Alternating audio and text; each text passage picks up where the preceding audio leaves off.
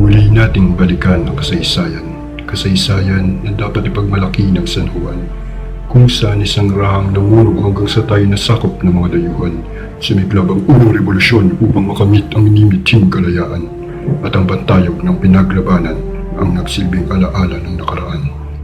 Sa paglipas ng panahon, isang pamuluan ng nagdaan, binansagang bayan ng presidente ang ating mahal na tahanan, dahil sa mga pinunong dito ay nananahan, magigiting na pangulo ng ating sinilangan.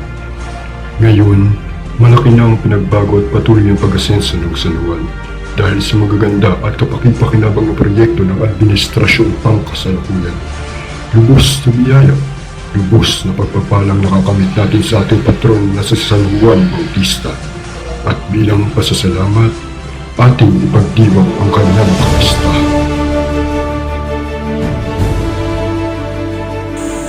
Mga San Juaneños, ating saksihan ang isang pagtatanghal na ipinagmamalaki ng ating mahal na bayan.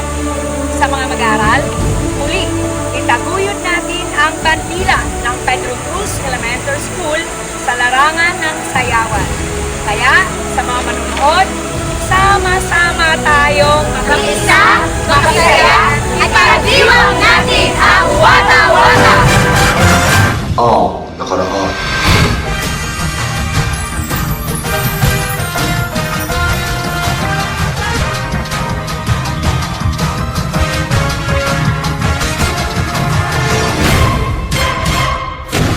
Sisimulan na natin ang revolusyon.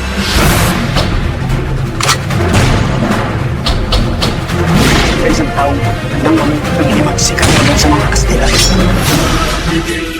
Andres Boniface,